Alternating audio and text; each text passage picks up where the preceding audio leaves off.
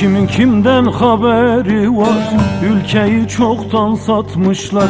Yalan dolan sözleriyle hepimizi avutmuşlar.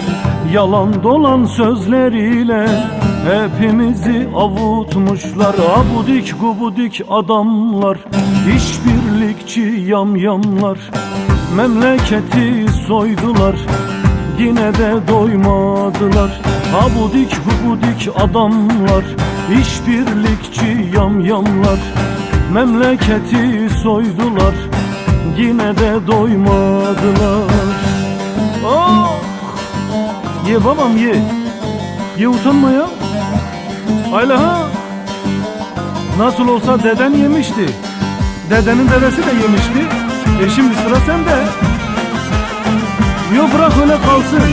Ağzını silme. Biz alışırız senin her haline.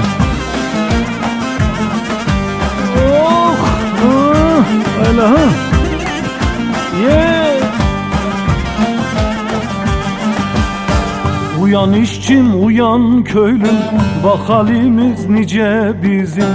Şu vurguncu talancının yüzüne tu demek lazım. Şu vurguncu talancının yüzüne tu demek lazım. Abudik gubudik adamlar, işbirlikçi yamyamlar, memleketi soydular, yine de doymadılar. Abudik gubudik adamlar, işbirlikçi yamyamlar, memleketi soydular, yine de doymadılar. Götür. Ye ye ye ye, utanma ye. Ayla, ya nasıl olsa memlekette fakir fukara mı var? Dem seni, devran seni. Yok, bırak, değiştirme, öyle kalsın. Nasıl olsa sen her gün bir gömlek değiştiriyorsun. Ayla, götür.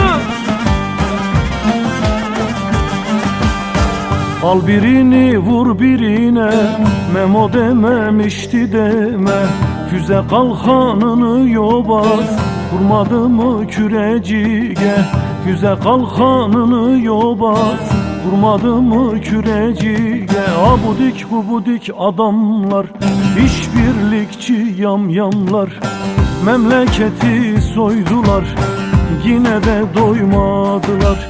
Abudik gubudik adamlar, işbirlikçi yamyamlar, memleketi soydular, yine de doymadılar. Zehir zıkkım olsun.